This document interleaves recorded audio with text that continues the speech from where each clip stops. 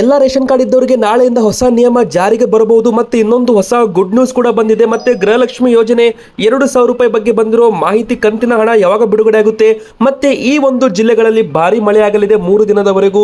ಎಲ್ಲೆಲ್ಲಿ ಮಳೆ ಆಗುತ್ತೆ ಅದು ಕೂಡ ನೋಡೋಣ. ಕೊರೋನಾ ಸೋಂಕು ಮತ್ತೆ ಜಾಸ್ತಿ ಆಗಿದೆ ಕರ್ನಾಟಕದಲ್ಲಿ, ಎಲ್ಲಿ ಜಾಸ್ತಿ ಆಗಿದೆ ಅದು ಕೂಡ ನಾವು ಈ ಒಂದು ವಿಡಿಯೋದಲ್ಲಿ ನೋಡ್ತಾ ಹೋಗೋಣ. ಮೊದಲಿಗೆ ನೋಡೋದಾದ್ರೆ ಈ ಒಂದು ವಿಡಿಯೋಗೆ ನೀವು ಇನ್ನೂ ಕೂಡ ಲೈಕ್ ಮಾಡಿಲ್ಲ ಅಂದ್ರೆ ಬೇಗನೆ ವಿಡಿಯೋಗೆ ಲೈಕ್ ಮಾಡಿ, ಕೆಳಗಡೆ ಕಾಣುತ್ತಿರೋ ಸಬ್ಸ್ಕ್ರೈಬ್ ಬಟನ್ ಮೇಲೆ ಕ್ಲಿಕ್ ಮಾಡಿ, ಪಕ್ಕದಲ್ಲಿ ಕಾಣಿಸೋ ಬೆಲ್ ಐಕಾನ್ ಕೂಡ ಒತ್ತಿ.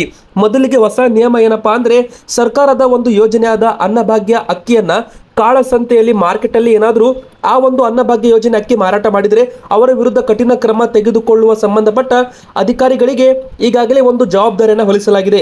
ಅಂದ್ರೆ ಯಾರೆಲ್ಲ ಅನ್ನಭಾಗ್ಯ ಅಕ್ಕಿಯನ್ನ ಕಾಳಸಂತೆಯಲ್ಲಿ ಮಾರಾಟ ಮಾಡ್ತಾರೆ ಅವರ ವಿರುದ್ಧ ಕಠಿಣ ಕ್ರಮ ತೆಗೆದುಕೊಳ್ಳೋದು ಫಿಕ್ಸ್ ಅಂತಾನೆ ಹೇಳ್ಬೋದು. ಇದು ರಾಜ್ಯ ಸರ್ಕಾರದಿಂದಲೇ ಬಂದಿರುವ ಒಂದು ಹೊಸ ರೂಲ್ಸ್ ಅಂತ ಹೇಳ್ಬೋದು. ಇನ್ಮುಂದೆ ಯಾರೂ ಕೂಡ ತಮ್ಮ ಪಡಿತರವನ್ನ ಬೇರೆಯವರಿಗೆ ಹಣಕ್ಕೆ ಮಾರಾಟ ಮಾಡುವಂತಿಲ್ಲ ಎಂಬುವ ನಿಯಮ ಜಾರಿಗೆ ಬಂದಿದೆ. ಇನ್ನು ಎರಡನೇದಾಗಿ ಜೂನ್ 30ರ ಒಳಗಡೆ ಈ KYC ಕಡ್ಡಾಯವಾಗಿ ಮಾಡಿಸಬೇಕು. ಇಲ್ಲವಾದಲ್ಲಿ ಅಂಥವರ ಕಾರ್ಡುಗಳು APL ಕಾರ್ಡನ್ನಾಗಿ ಕನ್ವರ್ಟ್ ಮಾಡಬಹುದು. ಇಲ್ಲವಾದಲ್ಲಿ ಅವರಿಗೆ ಜುಲೈ ಮಾಹೆಯಿಂದ ಪಡಿತರ ಕೂಡ ಸಿಗುವುದು ಡೌಟ್ ಅಂತ ಹೇಳಲಾಗ್ತಾ ಇದೆ. ಇನ್ನು ನೀವು ಕೂಡ ಏನಾದರೂ ಆಧಾರ್ ದೃಢೀಕರಣ ಇನ್ನೂ ಕೂಡ ನಿಮ್ಮ ರೇಷನ್ ಕಾರ್ಡ್ಗೆ ಮಾಡಿಸಿಲ್ಲ ಅಂದ್ರೆ ಹತ್ತಿರದ ನ್ಯಾಯಬೆಲೆ ಅಂಗಡಿಯಲ್ಲಿ ಹೋಗಿ ಹೆಚ್ಚು ಮಾಹಿತಿಯನ್ನ ಪಡೆದುಕೊಳ್ಳಬಹುದು. ಇನ್ನು ಮೂರನೇದಾಗಿ ಹೇಳೋದೇನಪ್ಪಾ ಅಂದ್ರೆ, APL ಕಾರ್ಡ್ ಸೇರಿ ರಾಜ್ಯದ ಪಡಿತರ ಚೀಟಿಗಾರರಿಗೆ ರಾಜ್ಯ ಸರ್ಕಾರವು ಗುಡ್ ನ್ಯೂಸ್ ಕೊಟ್ಟಿದ್ದು, ಈ ತಿಂಗಳಿಂದ ಅನ್ನಭಾಗ್ಯ ಯೋಜನೆ ಅಡಿಯಲ್ಲಿ ಅಕ್ಕಿಯ ಜೊತೆಗೆ ರಾಗಿ ಮತ್ತು ಜೋಳವನ್ನು ವಿತರಣೆ ಮಾಡಲು ಪ್ಲಾನಿಂಗ್ ಮತ್ತು ನಿರ್ಧಾರ ಮಾಡಲಾಗಿದೆ. ಅನ್ನಭಾಗ್ಯ ಯೋಜನೆಯಡಿ ಪ್ರಸ್ತುತ ಪ್ರತಿ ವ್ಯಕ್ತಿಗೆ ರಾಜ್ಯದಿಂದ 5 kg ಮತ್ತೆ ಕೇಂದ್ರ ಸರ್ಕಾರದಿಂದ 5 kg ಸೇರಿ ಒಟ್ಟು 10 kg ವಿತರಣೆಯನ್ನ ಮಾಡಲಾಗ್ತಾ ಇದೆ. ಇನ್ನೊಂದು ಕಡೆಗೆ ಈ ಪೈಕಿ ಪಡಿತರ ಚೀಟಿದಾರರಿಗೆ 2 ಅಥವಾ 3 kg ರಾಗಿ ಅಥವಾ ಜೋಳ ನೀಡಲು ಆಹಾರ ಇಲಾಖೆ ನಿರ್ಧಾರ ಮಾಡಿದ್ದು, ಫಲಾನುಭವಿಗಳಿಗೆ ನೀಡುತ್ತಿರುವ ಒಟ್ಟು ಪ್ರಮಾಣದಲ್ಲಿ ಪದಾರ್ಥಗಳನ್ನು ಬದಲಾವಣೆ ಮಾಡಲಾಗುತ್ತಿದೆ ಎಂಬುವ ಮಾಹಿತಿ. ಕೆಲವು ಭಾಗದಲ್ಲಿ ರಾಗಿ ಮತ್ತೆ ಕೆಲವು ಕಡೆ ಜೋಳ ನೀಡಲಾಗುತ್ತೆ ಎಂಬುವ ಮಾಹಿತಿ. ರಾಜ್ಯ ಕಾಂಗ್ರೆಸ್ ಸರ್ಕಾರದ 5 ಗ್ಯಾರಂಟಿ ಯೋಜನೆಗಳಲ್ಲಿ ಒಂದಾದ ಅನ್ನಭಾಗ್ಯ ಯೋಜನೆಯಡಿ ಜನರಿಗೆ ಉಚಿತವಾಗಿ 10 kg ಅಕ್ಕಿ ವಿತರಣೆ ಮಾಡ್ತಾ ಇದ್ದು, ಇದರೊಂದಿಗೆ ದಕ್ಷಿಣ ಕರ್ನಾಟಕದ ಹಲವು ಜಿಲ್ಲೆಗಳಲ್ಲಿ 3 kg ರಾಗಿ ಹಾಗೂ 2 kg ಅಕ್ಕಿ, ಉತ್ತರ ಕರ್ನಾಟಕದ ಜಿಲ್ಲೆಗಳಲ್ಲಿ 3 kg ಜೋಳ ಮತ್ತು 2 kg ಅಕ್ಕಿ ನೀಡಲು ನಿರ್ಧಾರ ಮಾಡಲಾಗಿದೆ. ನಿಮ್ಮ ಹತ್ತಿರ ಯಾವ ರೇಷನ್ ಕಾರ್ಡ್ ಇದೆ ಕಮೆಂಟ್ ಅಲ್ಲಿ ನಿಮ್ಮ ರೇಷನ್ ಕಾರ್ಡ್ ಹೆಸರು ಕಮೆಂಟ್ ಮಾಡಿ. BPL ಅಂದ್ರೆ BPL, APL ಅಂದ್ರೆ APL ಅಂತ ಕಮೆಂಟ್ ಮಾಡಿ. ಯಾರು ಕೂಡ ತಪ್ಪದೆ ಸಬ್ಸ್ಕ್ರೈಬ್ ಮಾಡೋದನ್ನ ಮರಿಬೇಡಿ. ಗೆಳೆಯರೆ ಬನ್ನಿ ಈಗ ಮತ್ತೊಂದು ಟಾಪ್ ಬ್ರೇಕಿಂಗ್ ನ್ಯೂಸ್ ಏನಂತ ನೋಡೋಣ. ಕಾಂಗ್ರೆಸ್ ಗ್ಯಾರಂಟಿ ನಂಬರ್ 2 ಗೃಹಲಕ್ಷ್ಮಿ ಯೋಜನೆ ಪ್ರತಿ ಮಹಿಳೆಗೆ ಅಂದ್ರೆ ಗೃಹಲಕ್ಷ್ಮಿ ಯೋಜನೆ ಕುಟುಂಬದ ಯಜಮಾನಿಗೆ ಪ್ರತಿ ತಿಂಗಳು 2,000 ರೂಪಾಯಿ ಹಣ ಹಾಕುವ ಯೋಜನೆ. ಈ ಒಂದು ಯೋಜನೆ ಬಗ್ಗೆ ಲಕ್ಷ್ಮೀ ಹೆಬ್ಬಾಳ್ಕರ್ ಅವರು ಹೊಸ ಅಪ್ಡೇಟ್ ಅನ್ನ ಕೊಟ್ಟಿದ್ದಾರೆ. ಗೃಹಲಕ್ಷ್ಮಿ ಯೋಜನೆ ಯಾವುದೇ ಕಾರಣಕ್ಕೂ ಪರಿಷ್ಕರಣೆ ಮಾಡೋದಿಲ್ಲ ಎಂಬುವ ಒಂದು ಗುಡ್ ನ್ಯೂಸ್ ಕೊಟ್ಟಿದ್ದಾರೆ. ಪ್ರತಿ ತಿಂಗಳು 10 ರಿಂದ 15 ಸಾವಿರ ಹೆಚ್ಚುವರಿಯಾಗಿ ಮಹಿಳೆಯರು ಈ ಯೋಜನೆಗೆ ಸೇರ್ಪಡೆ ಆಗ್ತಾ ಇದ್ದಾರೆ. ಹೀಗಾಗಿ ಕಾಂಗ್ರೆಸ್ ಸರ್ಕಾರ ತೆಗೆದಿಟ್ಟ ಗೃಹಲಕ್ಷ್ಮಿ ಬಜೆಟ್ ಅನ್ನ ಕಡಿಮೆ ಮಾಡ್ತಾರಾ ಎಂಬುವ ಸುದ್ದಿ ಕೇಳಿ ಬರ್ತಾ ಇತ್ತು. ಆದ್ರೆ ಯಾವುದೇ ಕಾರಣಕ್ಕೆ ನಮ್ಮ ಕಾಂಗ್ರೆಸ್ ಸರ್ಕಾರ ಇದೆ ನೋಡಿ, ಈ ಒಂದು ಗೃಹಲಕ್ಷ್ಮಿ ಯೋಜನೆ ಕೈ ಬಿಡೋದಿಲ್ಲ. ಮತ್ತೆ 2,000 ರೂಪಾಯಿ ಹಣವನ್ನ ಗೃಹಲಕ್ಷ್ಮಿಯರಿಗೆ ಹಾಕ್ತೀವಿ ಎಂಬುವ ಮಾಹಿತಿ ಕೊಟ್ಟಿದ್ದಾರೆ.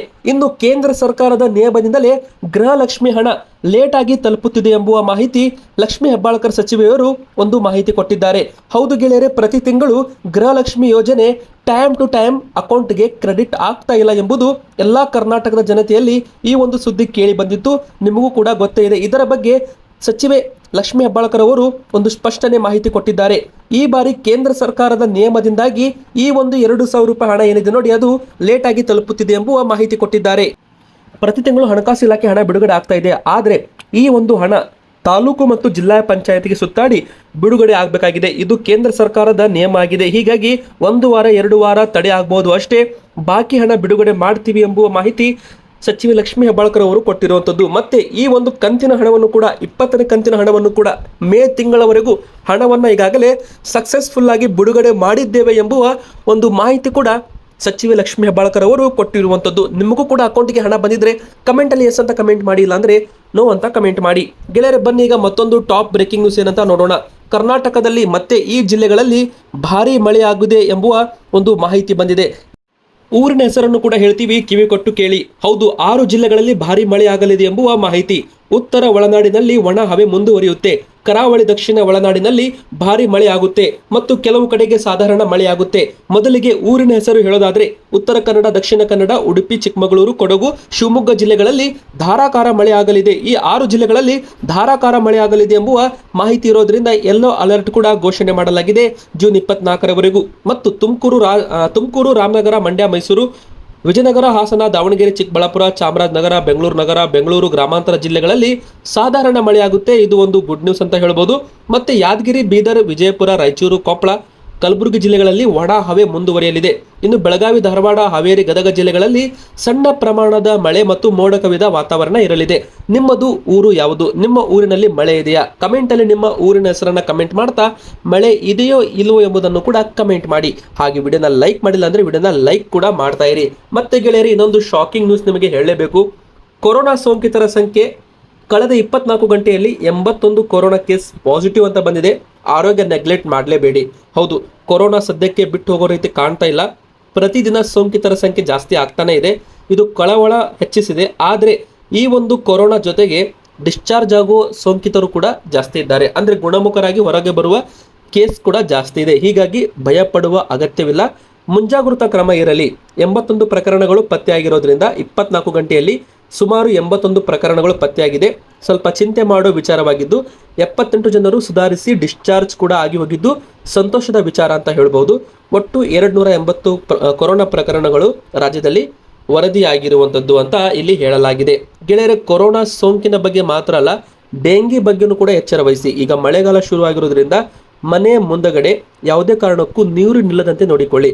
ಕೊಳಚೆ ನೀರು ನಿಂತರೆ ಅಲ್ಲಿ ಇರುವ ಸೊಳ್ಳೆಗಳು ಮನೆ ಒಳಗಡೆ ಎಂಟ್ರಿ ಕೊಟ್ಟರೆ, ಚಿಕ್ಕ ಮಕ್ಕಳಿಗೆ ಕಚ್ಚಿದರೆ, ವಯಸ್ಸಾದವರಿಗೆ, ಗರ್ಭಿಣಿಯವರಿಗೆ ಕಚ್ಚಿದರೆ ಡೆಂಗಿ ಸೋಂಕು ಹರಡುವ ಸಾಧ್ಯತೆ ಇರುತ್ತೆ. ಇದರ ಬಗ್ಗೆನೂ ಕೂಡ ಎಚ್ಚರವಿರಲಿ. ಇವತ್ತಿಗೆ ಇಷ್ಟ ಆಗಿತ್ತು. ವಿಡಿಯೋ ಇಷ್ಟವಾಗಿದ್ದರೆ ಲೈಕ್ ಮಾಡಿ, ವಿಡಿಯೋನ ಶೇರ್ ಮಾಡಿ, ಕಮೆಂಟಲ್ಲಿ ನಿಮ್ಮ ಊರಿನ ಹೆಸರನ್ನ ಕಮೆಂಟ್ ಮಾಡಿ. Thank you.